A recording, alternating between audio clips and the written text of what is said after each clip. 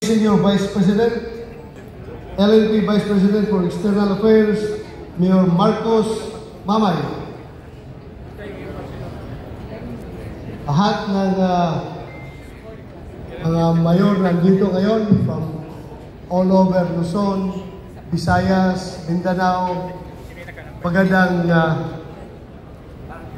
hapon sa ating lahat. Unang-una, nagpasalamat ako for inviting me here, ang ating National President, Mayor J.B. Bernos. Salamat, Mayor, pag-imbita sa akin dito.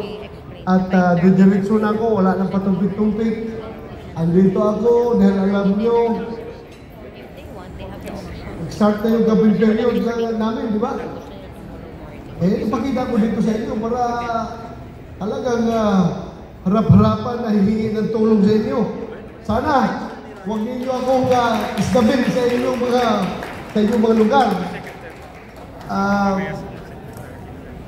Diritsahan na lang.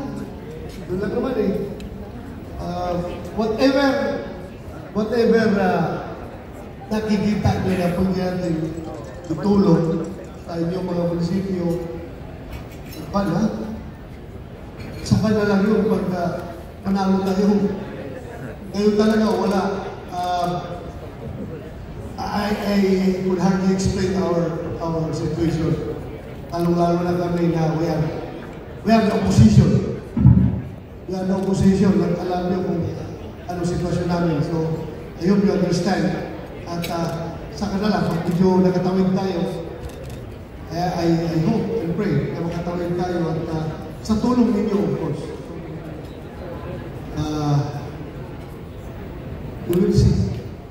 Naman ako, basta ang akin lang is pagpatuloy ko yung aking ginagawa ngayon at yung suporta na ibigay nyo sa akin, susuklian ko yan ng trabaho na paano ko na-explain. Alam nyo, nagsimula nung last week yung nalaglag yung helicopter na sinakyan ko papuntang Baguio. Pagbaba ko sa Baguio, pagbalik ng helicopter, nalaglag. Sabi ko, siguro Lord, meron ka pang mission na binibigay sa akin at hindi mo pinalaglag yung helicopter habang nandoon ako sa loob. Kaya sabi ko, I will use the rest of my second life according to thy will, Lord. Anong gusto mong ipagawa sa akin?